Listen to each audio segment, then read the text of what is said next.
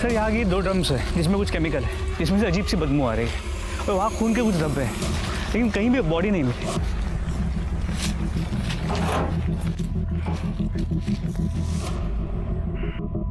ये क्या है ये?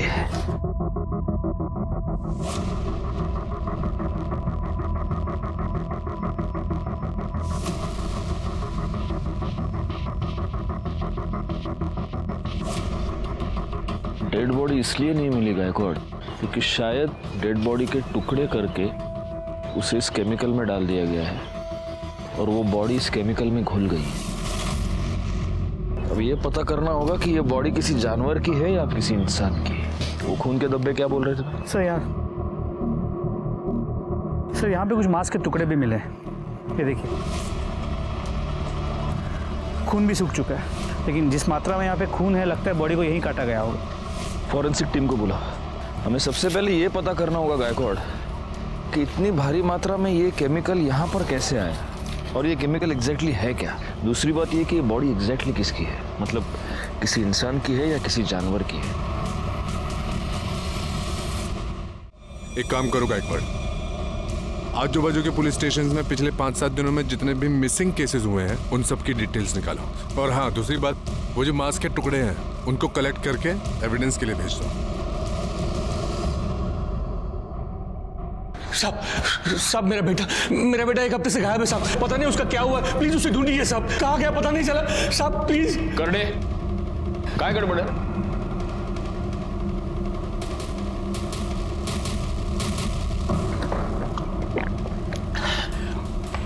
हळू शांत। साहब मेरा बेटा अमित यहाँ पुणे में चंदन नगर में रहता है।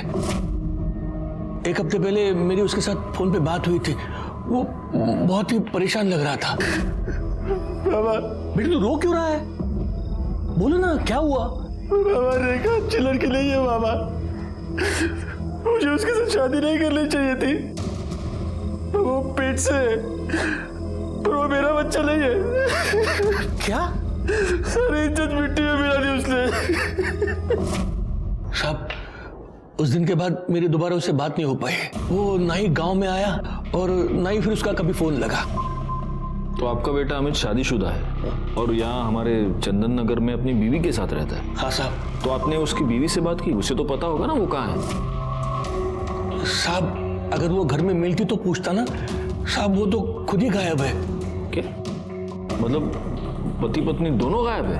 हाँ साहब, पता नहीं सब क्या हुआ, लेकिन ये रेखा है वो हमारे जात की नहीं है।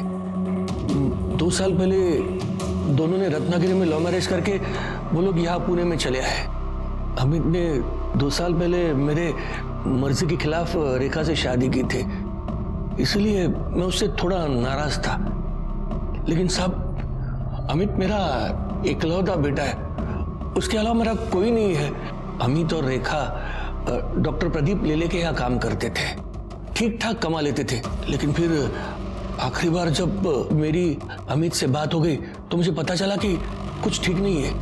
वो बहुत ही दुखी था, बहुत परेशान था।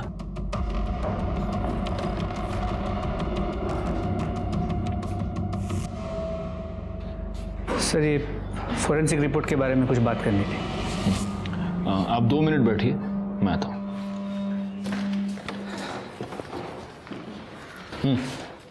सर उन 2 ड्रम में जो गली हुई बॉडी मिली थी उसके फोरेंसिक रिपोर्ट के मुताबिक वो किसी इंसान की ही बॉडी है। और हाँ सर, उन दोनों ड्रम में जो केमिकल मिला था वो कॉन्सेंट्रेटेड कैसे था, जिससे उस बॉडी को डिस्ट्रॉय किया गया ताकि मरने वाले का नामो निशान न रहे। जी सर। और सर रिपोर्ट के मुताबिक मर्डर बॉडी मिलने से 3-4 दिन पहले हुआ था, मतलब पॉसिबल है कि ये मर्डर 6 या 7 तारीख को हुआ हो। खैर एक काम करो सर, सबसे पहले तो ये पता करो कि इतनी भारी मात्रा में एसिड आया कहाँ से। Yes sir. शहर में जितने भी सप्लायर्स हैं उन सबसे पता करो। Yes sir. गायकवाड़ तुम आ जाओ मेरे साथ। हाँ नंतर बोल दो। हाँ बताइए। साहब बताना क्या है, मैं तो सिर्फ यही चाहता हूं कि आप मेरे बेटे को ढूंढ दीजिएगा।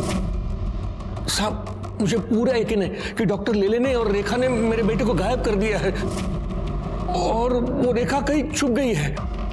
आप इतने यकीन के साथ कैसे कह सकते हैं कि आपके बेटे को रेखा और डॉक्टर लेले ने गायब किया है? रेखा भी तो गायब है।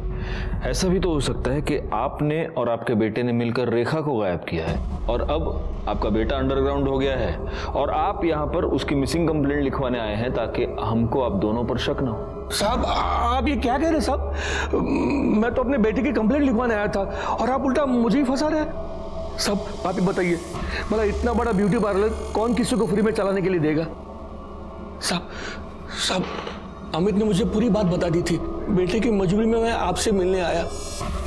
पता नहीं मेरा बेटा कहाँ होगा, किस हाल में होगा। आप उसे ढूंढने की बजाय मुझ पर ही शक कर रहे हैं। देखिए, हमारा काम सवाल पूछना है और हम हमारा काम कर रहे हैं। फिलहाल आप एक काम कीजिए, अमित और रेखा दोनों की डिटेल्स यहाँ पर लिखवा दीजिए। जैसे ही हमें कुछ भी पता चलेगा हम आपको इन्फॉर्म कर देंगे। शंकर के मुताबिक उसकी अमित से आखिरी बार बातचीत 6 तारीख को हुई और 6 तारीख के बाद अमित और रेखा दोनों गायब हैं। वो जो एसिड में डालकर लाश डिस्ट्रॉय की गई थी, उसके फॉरेंसिक रिपोर्ट के मुताबिक वो मर्डर भी तो 6 या 7 तारीख को ही हुआ था। कहीं ये दोनों केसेस कनेक्टेड तो नहीं है? एक काम करो गायकवाड़, फॉरेंसिक टीम को लेकर अमित के घर जाओ और वहां से डीएनए सैंपल्स कलेक्ट करो।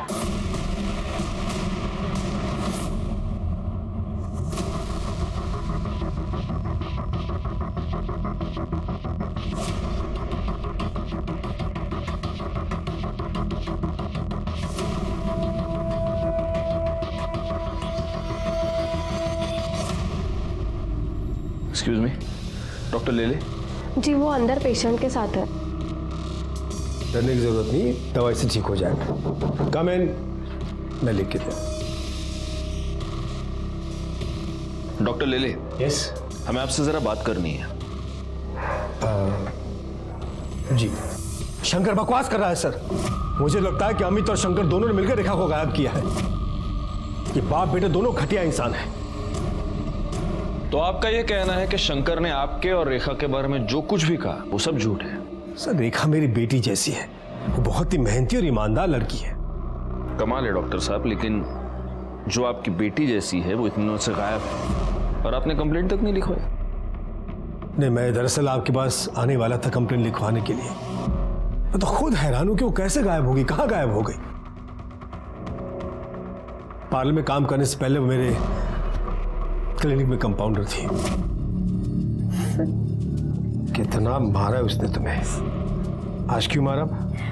सर पैसे मांग रहा था वो, मेरे पास थे ही नहीं तो कहाँ से देती। यहाँ जो पगार मिलती है उससे बड़ी मुश्किल से घर चलता है, ऊपर से उसके दारू के खर्चे। देखा कब तक उस शराबी की मार सहती रहोगी? तुम उसकी पुलिस में कंप्लेन क्यों नहीं करती? नहीं कर सकती सर। सर उसने मेरे लिए अपना घर, अपने बाबा को छोड़ दिया। मैं उसको बहुत प्यार करती हूँ। वो सुधर जाएगा। एक बार मुझे काम मिल जाए ना कुछ और, तो पैसों की दिक्कत खत्म हो जाएगी और सब कुछ सही हो जाएगा। इसमें मैं तुम्हारी कुछ मदद कर सकता हूँ। मेरी वाइफ माधुरी का एक ब्यूटी पार्लर है। 6 महीने पहले उसकी डेथ हो गई, तब से बंद पड़ा हुआ है। अगर तुम उसे संभाल सको तो देख लो। इसका मतलब उसने पार्लर ज्वाइन कर लिया, उसके बाद उसकी ये सारी प्रॉब्लम सॉल्व हो गई? नहीं सर, हालत और बिगड़ गई। सब ये इस वीक की बैलेंस शीट और ये कैश। वाह रेखा, जब से तुमने पार्लर संभाला है अच्छा खासा बिजनेस हो रहा है। ये सब तुम्हारी मेहनत का नतीजा है। Thank you so much. अरे सर, आप थैंक यू क्यों बोल रहे हैं? थैंक यू तो मुझे आपको बोलना चाहिए। अगर आप पार्लर में मुझे मैनेजर की नौकरी नहीं देते तो पता नहीं मेरा क्या होता। नहीं, यू डिजर्व इट। वाह वाह वाह वाह वाह, चलने दो साली। तेरे से बात करने के लिए बोला। छोड़ो इसे। तुम मुझे बुला रही थी। अभी देख क्या कर रहे हो? और तेरे यार को देख के बड़े दांत दिखा रही है तू, हैं? कितना पैसा देता है तू? कितना पैसा देता है? इतना पैसा देता है इसको ये सब करने के लिए? बोल बोल साली। बाहर निकालो इसे। बाहर जाऊं मैं? क्यों बाहर जाऊं? ताकि तुम दोनों इधर रंगरलियां मना सको? हाँ साली, मेरी बीवी होकर भी शर्म नहीं आती तेरे को? शर्म नहीं आती? हमारा फैमिली मैटर है। तुम चलो अमित, घर चलो। तेरे को मैं तो देख लूंगा, तेरे को देख लूंगा मैं। साला इधर लेके सब सर पता नहीं इस जाहिल अमित के दिमाग में किसने बात डाल दी कि मेरे और रेखा के बीच में कुछ चल रहा है। सर मुझे लगता है उस पागल ने ही रेखा के साथ कुछ कर दिया है। आप अमित को ढूंढो सर। लेकिन एक बात माननी पड़ेगी डॉक्टर साहब, आप बड़े कमाल के एम्प्लॉयर हैं। अपने सारे एम्प्लॉयज का इतना ख्याल कौन रखता है ना? या फिर आप सिर्फ रेखा का ख्याल रखते थे? मतलब उसके केस में कुछ स्पेशल था? नहीं, क्योंकि आप कह रहे हैं कि आपकी बेटी जैसी थी, लेकिन वो लड़की पिछले 6 दिनों से गायब है और आप कंप्लेन लिखवाने की बस सोच रहे थे। रेखा 1 हफ्ते की छुट्टी लेकर गई थी, इसलिए कब वो गायब हो गई मुझे पता ही नहीं चला। पिछले 1 हफ्ते में उसने मुझे कांटेक्ट ही नहीं किया। साहब रेखा का आदमी अमित 1 नंबर का कान का कच्चा है साहब। पता नहीं किसी ने उसको डॉक्टर साहब और रेखा के बारे में क्या बात कह दी, लेकिन साहब मैं बताऊं आपको, रेखा को साहब अपनी बेटी की तरह मानते थे और हमेशा उसकी मदद करते थे। और साहब उसकी क्या, वो सबकी मदद करते थे। यहाँ तक कि जब रेखा ने उनसे विनती की कि उसके पति अमित को काम पे रख ले तो उन्होंने उसको ड्राइवर भी रख लिया। अमित को आखिरी बार कब देखा था? साहब 7-8 दिन पहले देखा था साहब। सर यहीं पे झगड़ा करने आया था। बाहर निकलो। चुप। कुछ नहीं सुनने के तेरा मेरे को, समझा ना तू? साला बहुत शरीफ बनता है ये, बहुत शरीफ बनता है, लेकिन शरीफ नहीं है ये। आग लगा दी मेरे घर में, आग तूने। अब भी क्या, अब भी मेरे को मेरा पगार चाहिए, समझा ना तू? और तेरे इस गाड़ी के लिए दूसरा ड्राइवर ढूंढ ले तू। तेरी नौकरी पे तो लात मारता हूं मैं, नहीं चाहिए तेरी नौकरी। निकल, पैसा निकाल मेरा। दफा हो जाएगा सर, जाता हूं, लेकिन तेरे को छोड़ूंगा नहीं मैं, समझा ना तू? छोड़ेगा नहीं तेरे को मैं। साहब वो जैसे पगार लेके गया ना साहब, तब से वो वापस नहीं आया और रेखा भी तब से नहीं आई। ये अमित ने छोड़ के जाने के बाद तुम्हारे साहब ने कोई और ड्राइवर नहीं रखा? नहीं, अभी तक नहीं रखा। और साहब मुझे लगता है कि अब वो रखेंगे भी नहीं, क्योंकि साहब ने 2 ड्राइवर रखे, दोनों ही मक्कार निकले। 2 ड्राइवर? ये दूसरा कौन है? साहब अमित से पहले इकबाल नाम का ड्राइवर था साहब वो भी बहुत कमीना था। रेखा पर उसकी हमेशा गंदी नजर रहती थी। हाँ। ये रेखा, मैं तेरा ड्राइवर नहीं हूँ, डॉक्टर साहब का हूँ। मालकिन बन के पीछे बैठ रही है। आ गया, हाँ आ गया।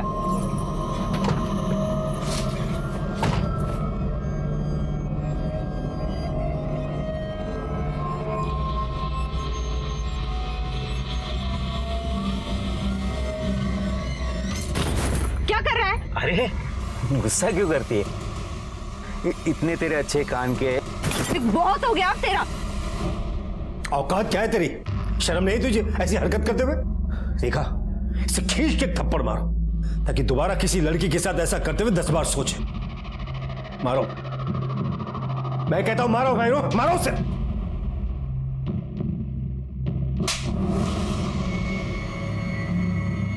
ला, गाड़ी की चाबी ला, निकाल जल्दी और दफा हो जा। तुम्हारा देखना नहीं यहाँ पर, समझा? चल निकल यहाँ से। ये बुढ़े पागल हो गए तू लड़की के चक्कर में।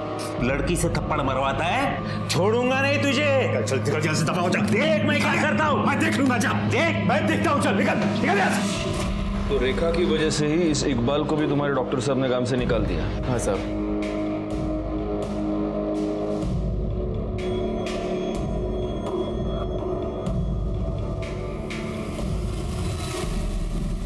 ठीक है। नहीं साहब, हमारे यहाँ तो बहुत छोटी स्केल में सप्लाई होता है, इतनी बड़ी क्वांटिटी में नहीं होता है। और वैसे भी हमारा ज्यादातर सप्लाई एजुकेशन इंस्टीट्यूट में होता है, और कोई अगर चाहता भी है कि इतना बड़ा केमिकल सप्लाई किसी को करे तो वो कंपनी रजिस्टर होना जरूरी होती है। क्या आप मुझे पुणे और आसपास की कंपनीज की लिस्ट दे सकते हैं जो इतनी क्वांटिटी में केमिकल्स खरीदती और बेचती है? क्यों नहीं साहब, आइए ना। इस रमेश ने जो हमें इन्फॉर्मेशन दी है वो हमारे बहुत काम आ सकती है गायकवाड़। बस एक बात मैं समझ नहीं पा रहा हूँ, यही इन्फॉर्मेशन हमें डॉक्टर लेले ने क्यों नहीं दी? सर समझ में तो ये भी नहीं आ रहा है कि ये डॉक्टर हमारी बातें ऐसे छुप छुप के क्यों सुन रहा था। इसकी वजह कोई भी हो सकती है। इन बातों के जवाब हमें इकबाल देगा।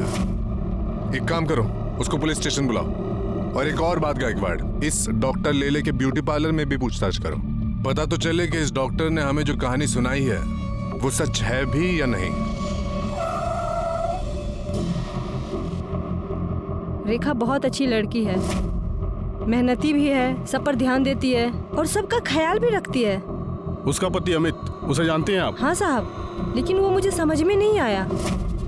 शुरू शुरू में रेखा से वो बहुत प्यार करता था और बहुत ध्यान देता था और रोज आता भी था वो। काम में लेट तो होता है साहब, पर रेखा तो कुछ और ही थी। कुछ और मतलब? रेखा पर डॉक्टर साहब कुछ ज्यादा ही मेहरबान थे। और देखिए ना साहब, हम सभी लड़कियों के पास काफी सालों का एक्सपीरियंस है और रेखा तो फ्रेशर थी, फिर भी उसे सीधा मैनेजर बना दिया। तो आपको लगता है कि डॉक्टर और रेखा का अफेयर चल रहा था? देखकर तो कुछ ऐसा ही लगता है साहब। खाली दिमाग शैतान का घर होता है और अमित के साथ भी यही हो रहा था और वो रेखा की जान लेने पे तुला था। चल अमित क्या कर रहे हो? जाओ यहाँ से अभी, बाहर चल। निकलो यहाँ से। देख लूंगा तेरे को मैं, जाओ। देख लूंगा।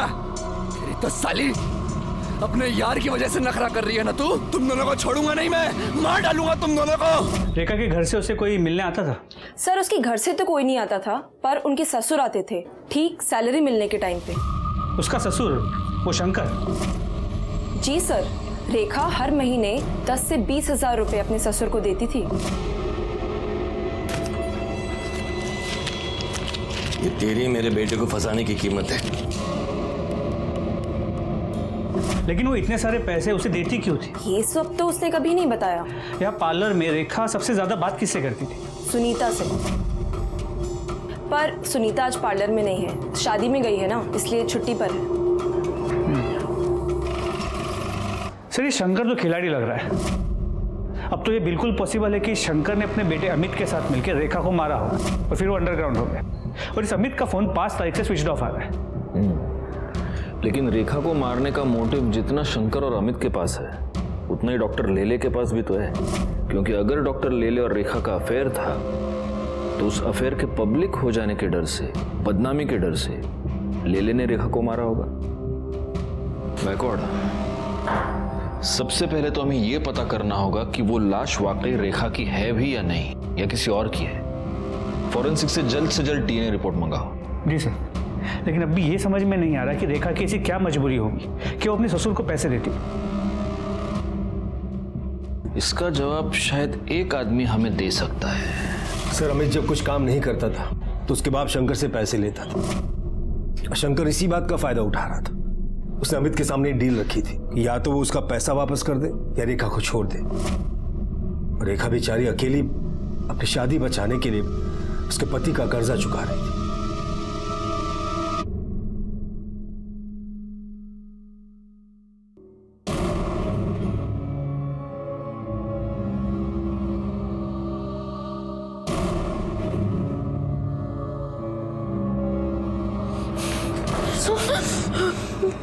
मैंने कहा था तुझसे इससे दूर रहे, लेकिन तू ऐसे नहीं मानेगी। अब देख मैं तेरे साथ क्या करता हूँ। सिद्धांत क्या कर रहा है यार, सब लोग देख रहे हैं। तू एक सेकंड मेरी बात सुन। मैं हाथ छोड़ दे रहा। सिद्धांत मेरे लिए प्लीज बैठ के बात करते हैं, सब लोग देख रहे हैं। प्लीज मेरे लिए प्लीज बैठ, मैं बताता हूँ ना। बैठ अमिता। सिद्धांत मैंने इसे बुलाया यहाँ पे मिलने के लिए, इसे ये बताने के लिए कि मैं इसके साथ कोई रिश्ता नहीं रखना चाहता। झूठ मत बोल मयंक। ठीक है सिद्धांत, अगर तुझे यकीन नहीं है तो तेरे सामने बात कर लेते हैं। देखो नमिता, मैं तुमसे कोई रिश्ता नहीं रखना चाहता।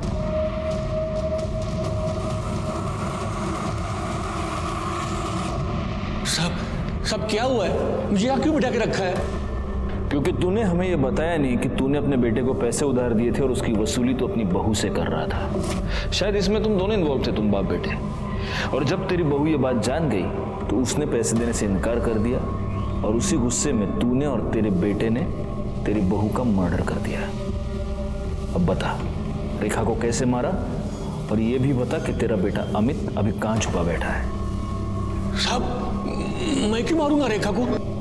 हाँ मैं उससे पैसे जरूर लेता था ताकि उस पर दबाव बढ़ा सकूं और वो तंग आकर अमित के साथ अपने गांव वापस चली जाए और मैं उनकी शादी बचा सकूं। अगर वो डॉक्टर लेले के साथ रहती तो कुछ नहीं बदलता साहब। और उसके पैसे की मुझे कोई जरूरत नहीं थी साहब, मेरे पास भगवान का दिया हुआ सब कुछ है और मेरे बाद में वो उन दोनों का ही होना था ना साहब।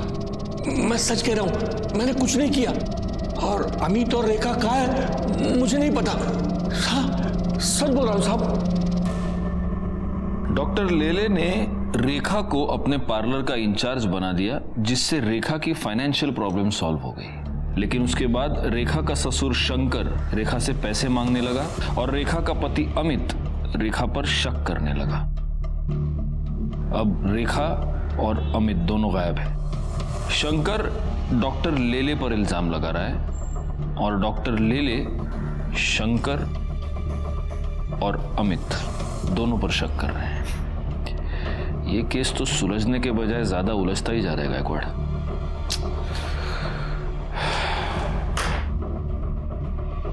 हमारे पास बहुत सारे डॉट्स हैं, लेकिन इन डॉट्स को जोड़ने वाली कोई कड़ी हमारे पास नहीं है। 2 लोग गायब हो चुके थे और हमारे हाथ एक लाश लगी थी। हम इस बात को लेकर भी श्योर नहीं थे कि वो लाश इन्हीं दोनों में से किसी एक की थी या नहीं। हम हर छोटी से छोटी पॉसिबिलिटी को चेक कर रहे थे और तभी हमारे हाथ डीएनए रिपोर्ट आई, जिसने हमारा काम थोड़ा सा आसान कर दिया, क्योंकि डीएनए रिपोर्ट से साबित हो गया कि जिस लाश के टुकड़े करके उसे एसिड में डिस्ट्रॉय किया गया था, वो लाश रेखा की ही थी। अब सवाल यह था कि रेखा को इतनी दर्दनाक मौत किसने दी और क्यों दी? अमित कहाँ था? क्या अमित ने ही रेखा को मारा था और अब वो गायब था? ये सारे सवाल अभी भी बने हुए थे। तभी हमारे हाथ एक ऐसी लीड लगी जिसने इस केस को एक नई दिशा दे दी।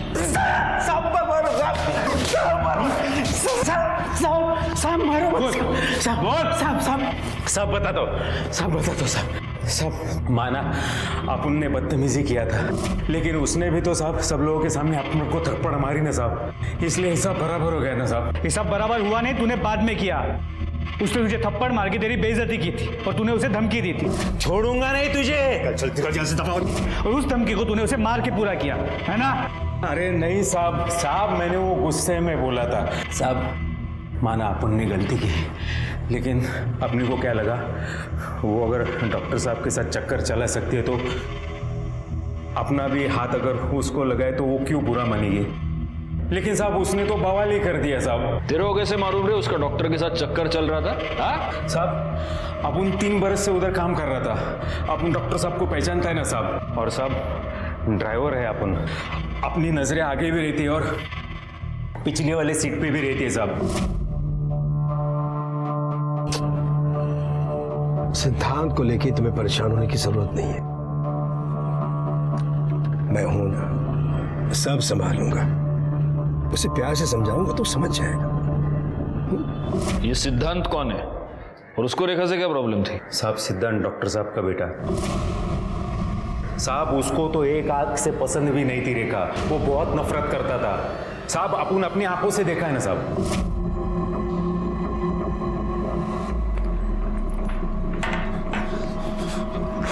साली 2 कौड़े की औरत अपनी औकात में रहकर, समझी? बाबा चुप! इस घर की मालकिन बनने के सपने मत देख। मेरे पापा से दूर रहे वरना जान से मार दूंगा तुझे। ये आप क्या बोल रहे हैं? मैंने क्या किया है? छोड़िए। माँ की जगह लेने के लिए मेरे पापा के साथ प्यार का झूठा नाटक कर रही है तू? नहीं, मैं तुझे मेरी माँ की जगह नहीं लेने दूंगा।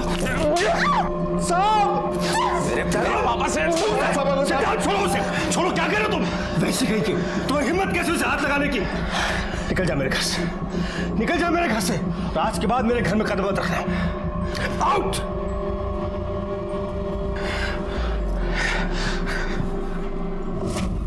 साहब अपन को तो फुल डाउट है साहब, सिद्धांत बाबा ने ही कुछ किया है रेखा के साथ। अच्छा, सिद्धांत ने रेखा को धमकी दी तो तू बोल रहा है उसने उसका मर्डर कर दिया। धमकी तो तूने भी दी थी साले, तो इसका मतलब तूने भी मर्डर किया? साहब अपन काय को मर्डर करेगा साहब? जिस दिन अपना वो घर छूटा, उस घर से अपना वास्ता उसी दिन से छूट गया साहब। तू नाटक बहुत अच्छा करता है रे इकबाल। कर दे याची सगळी नाटक बाहेर काढा। साहब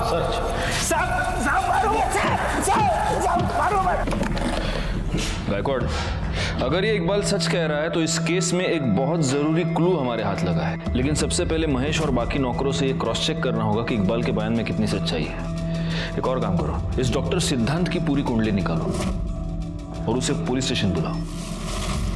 सर अलग अलग कंपनी के नाम से माल लेते हैं, फिर भी इस केमिकल की हमेशा शॉर्टेज रहती है। सर ये केमिकल का डिमांड ज़्यादा रहता है और सप्लाई कम रहती है।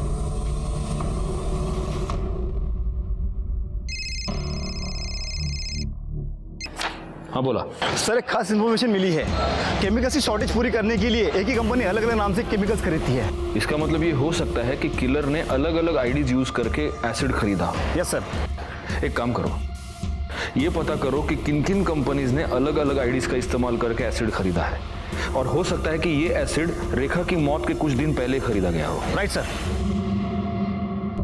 तुमने रेखा के साथ मारपीट की थी क्योंकि वो और उसका पति मेरे बाबा को बेवकूफ बना रहे थे, हमारा सब कुछ हड़पना चाहते थे।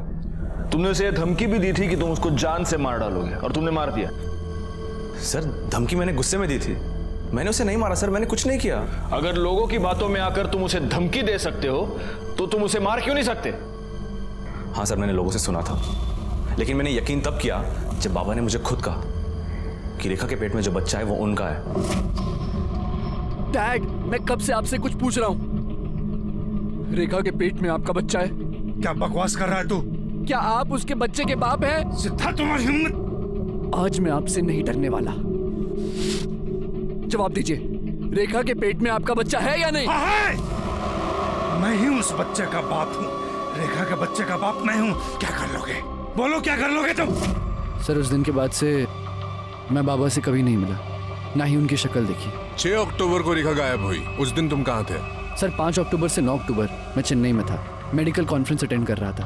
आप क्रॉस चेक कर सकते हैं। ठीक है, तुम जा सकते हो। Thank you. गायकवाड़, इसका स्टेटमेंट क्रॉस चेक करो, इसके मोबाइल लोकेशन, कॉल डिटेल सब कुछ निकालो और नजर रखो इस पर। सिद्धांत के बयान के मुताबिक डॉक्टर लेले ने खुद उसे अपने और रेखा के संबंधों के बारे में और होने वाले बच्चे के बारे में बताया। सिद्धांत का यह भी कहना है कि रेखा और अमित दोनों डॉक्टर लेले से पैसे निकलवाना चाहते थे। अब हो सकता है कि डॉक्टर लेले को यह बात पता चल गई हो और उसी ने अमित और रेखा दोनों का मर्डर कर दिया हो। रेखा की बॉडी के बारे में हमें पता चल चुका है, लेकिन अमित का अभी तक कोई पता नहीं। सर अगर उस डॉक्टर से अपनी तरह से उगलवाया तो? नहीं, जब तक हमारे पास कोई पुख्ता सबूत नहीं है हम डॉक्टर को उठा नहीं सकते, वो बेल पर छूट जाएगा।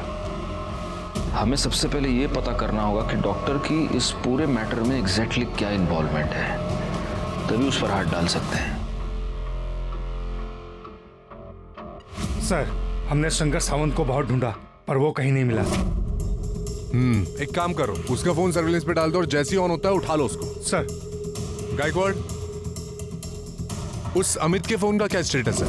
सर उसका फोन कंटिन्यूसली स्विच ऑफ आ रहा है, लेकिन रेखा की कॉल रिकॉर्ड से मोबाइल लोकेशंस आ गए हैं। जिस दिन वो गायब हुई थी वो मैटरनिटी क्लिनिक गई थी और उसी दिन उसने अपने एक अच्छी दोस्त और कलीग सुनीता उसे 5 से 6 बार कॉल किया था। सर ये आपसे मिलना चाहती हैं। जी कहिए। सर मैं सुनीता, रेखा की कलीग और दोस्त। आपने बुलाया था मुझे? ओह यस, बैठिए बैठिए। एक बात बताइए सुनीता जी, 6 तारीख को आपकी रेखा से फोन पर बात हुई थी? हाँ सर, हम उस दिन मिले भी थे। कितने बजे? सुबह 10 बजे। उसके पति को ऐसा लगता था कि रेखा के पेट में जो बच्चा है वो डॉक्टर प्रदीप का है, इसलिए वो अबॉर्ट करना चाहती थी बच्चा। तो रेखा का पति रेखा पर शक करता था, इसलिए रेखा ने अपने बच्चे को अबॉर्ट करवा दिया? सर शक की वजह से नहीं सर, दरअसल वो बहुत दुखी थी। उसने हॉस्पिटल से आते वक्त मुझे ये बताया था। अगर ये बच्चा आता तो वो नाजायज ही कहलाता। मुझे कुछ हो जाए आगे तो उसे कौन पालता? ठीक है, आप जा सकती हैं। अगर जरूरत पड़ी तो हम आपको वापस बुला लेंगे। ठीक है सर। Thank you. पाटिल भाई जरा गायकवाड़ला पाठव। Okay sir. सर। गायकवाड़, रेखा के फीटस के साथ अमित और डॉक्टर लेले दोनों का डीएनए मैच करके देखो, क्योंकि पॉसिबिलिटी ये है कि ये बच्चा डॉक्टर लेले का ही है और इसीलिए अमित ने उसे अपनाने से मना कर दिया, और डॉक्टर लेले ने भी सोसाइटी प्रेशर की वजह से, अपने बेटे के प्रेशर की वजह से उसे अपनाने से मना कर दिया। अब रेखा को अबॉर्शन करवाने के अलावा कोई और चारा नहीं था, लेकिन डॉक्टर लेले ये नहीं जानता था कि रेखा ने अबॉर्शन करवाया है, इसलिए अपने आप को बचाने के लिए उसने रेखा को और अमित को दोनों को गायब कर दिया। शायद डॉक्टर लेले को ये लगा हो कि रेखा के गायब होने का इल्जाम अमित पे लग जाएगा और वो साफ बच जाएगा। एग्जैक्टली। इस डॉक्टर लेले को पुलिस स्टेशन बुलाओ। सर।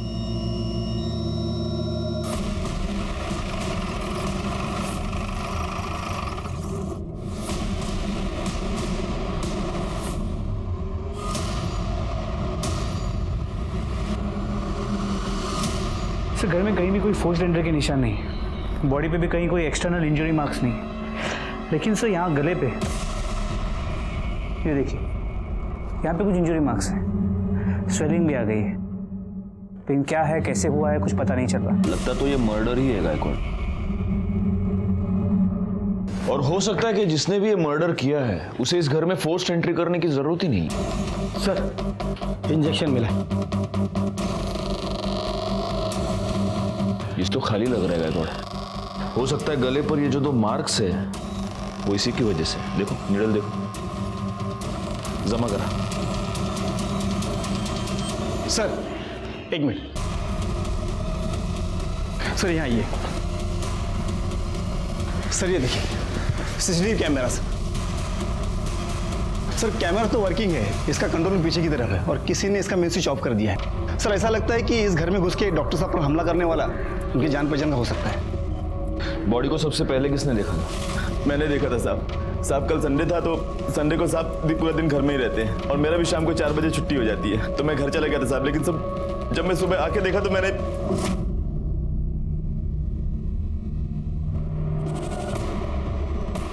साहब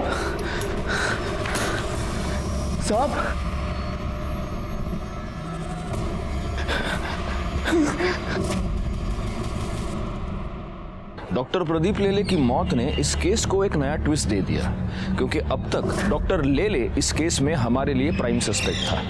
पोस्टमार्टम रिपोर्ट से यह पता चला कि डॉक्टर लेले की मौत एम्बोलिक स्ट्रोक की वजह से हुई है, जिसकी वजह से उनका ब्लड सर्कुलेशन गड़बड़ा गया, उन्हें हार्ट अटैक आया और उनकी मौत हो गई।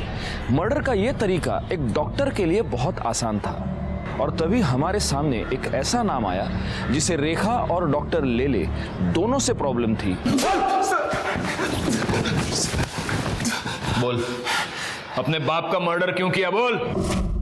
सर मैं उन्हें क्यों मारूंगा सर? आपके पास क्या प्रूफ है कि मैंने उन्हें मारा है? प्रूफ? तेरे पिता की मौत एम्बोलिक स्ट्रोक की वजह से हुई है।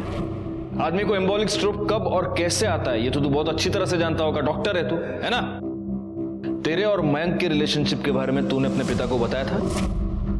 क्या तूने उनको यह बताया था कि तू लड़कियों में नहीं लड़कों में इंटरेस्टेड है? नहीं बताया था। इसका मतलब तूने ये बात उनसे छुपाई थी। तुझे इस बात का डर था कि वो ये रिलेशनशिप कभी एक्सेप्ट नहीं करेंगे, और इसी डर की वजह से तूने उनकी जान ले ली। जिस दिन पापा की डेथ हुई मैं हॉस्पिटल पर था, नाइट ड्यूटी पर। आप हॉस्पिटल का सीसीटीवी चेक कीजिए, मेरा फोन लोकेशन ट्रैक कीजिए। मैं मुंबई में था सर। ओहो, डिटेक्टिव हैं? मेडिकल के साथ साथ ये भी पढ़ाई कर लिया आपने, डॉक्टर। लेकिन आदमी मुंबई से पुणे आ गया, इसका मतलब उसका मोबाइल भी मुंबई से पुणे आ गया, ऐसा नहीं होता। तू पुणे आया, तूने अपने फादर का मर्डर किया, लेकिन तेरा मोबाइल तूने मुंबई में ही छोड़ा था। और जिस कॉन्फिडेंस से तू ये सब कह रहा है, तूने ये सेफ्टी तो जरूर ली होगी। सर मैं सच कह रहा हूं सर, मैं अपने बाबा को क्यों मारूंगा सर? मैंने ऐसा कुछ नहीं किया सर।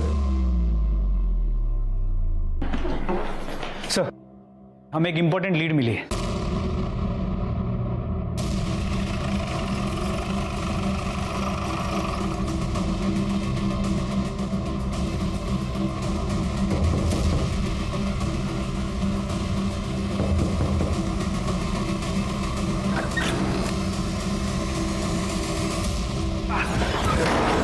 साहब क्या कर रहे हो? साहब क्या कर रहे हो? बेटा कहाँ है तेरा? मालूम नहीं साहब। कर दे, घर चेक करा। हो सर। पकड़ो इसे, पकड़ा ला।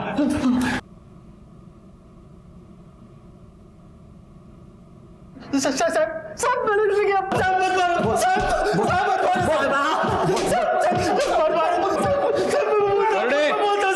कर दे बस। बोले अभी पोपट की तरह बोल, वरना करड़े मिर्ची लेके आ जाएगा, समझा? चल बोल।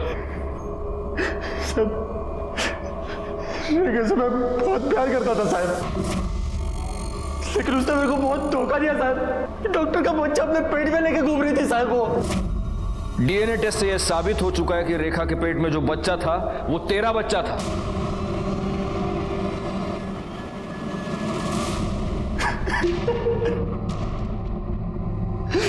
साहब उस कमीना डॉक्टर प्रदीप की वजह से मेरी जिंदगी बर्बाद हो गई साहब। उसने नहीं, तूने खुद अपनी जिंदगी बर्बाद की। तूने अपनी बीवी की जान ली, उसे जान से मार दिया तूने। नहीं साहब, मैं उसे बहुत प्यार करता था साहब, मैंने नहीं मारा उसको। नहीं साहब, मैं उसे बहुत प्यार करता था साहब, मैंने नहीं मारा उसको, मैंने नहीं मारा साहब। और डॉक्टर प्रदीप को? डॉक्टर प्रदीप को तू नहीं मारा। तुझे ऐसे लगा कि तू उसके घर के सीसीटीवी कैमरा के स्विच ऑफ कर देगा तो हमें पता नहीं चलेगा, लेकिन तू ये भूल गया कि उसके बंगले के आसपास और भी बंगले थे जहां पे सीसीटीवी कैमरा थे, जिसमें तू साफ पकड़ा गया है। अब सीधी तरह से बोल वरना मिर्ची खाएगा। सर, रेखा के मौत की खबर मैंने अखबार में पढ़ी तो मेरे को बहुत गुस्सा आया साहब। उस डॉक्टर प्रदीप ने उसको जितना चाहा उतना यूज किया और फिर मार डाला साहब, तो उसका मरना भी तो तय था ना। सर, मेरे को पता था कि संडे को वो अकेला रहता है, इसलिए मैं संडे को उसके घर गया, सीसीटीवी का स्विच ऑफ किया। क्या करना है? क्या क्यों आया तुमने को? यस, मेरी बीवी के साथ अच्छा नहीं किया तूने, तो होश में नहीं है मैं, तुझे आया क्या करना चाहता है?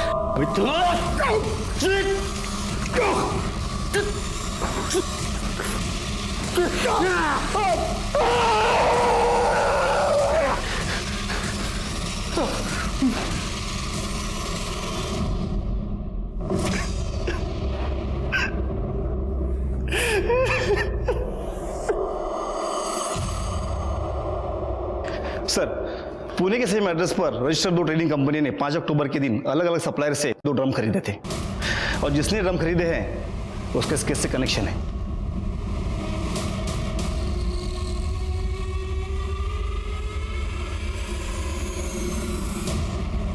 सर, मैं और नमिता एक दूसरे से प्यार करते हैं, लेकिन मेरे पास जॉब नहीं थी और मुझे लग्जरी लाइफस्टाइल की आदत थी, जिसे पूरी करने के लिए मैं सिद्धांत के साथ रिलेशनशिप में था। इस सब का रेखा से क्या लेना देना है? उसको क्यों मारा तूने?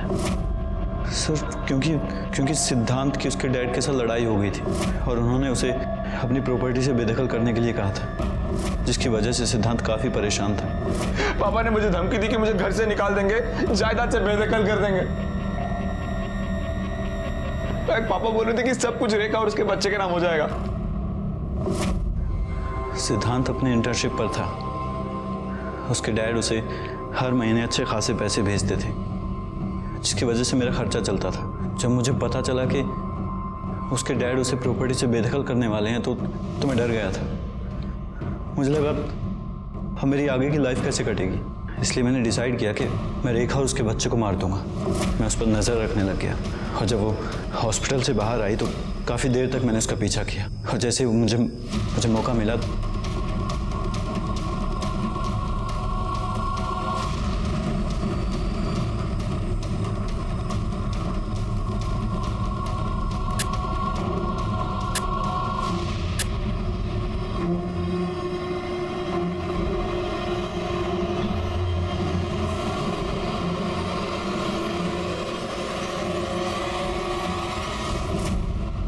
रेखा पर नजर रखे हुए था तो तुझे इतनी सी बात समझ में नहीं आई कि वो लड़की 4 से 6 घंटे एक अबॉर्शन करने वाले हॉस्पिटल में क्या करने गई थी?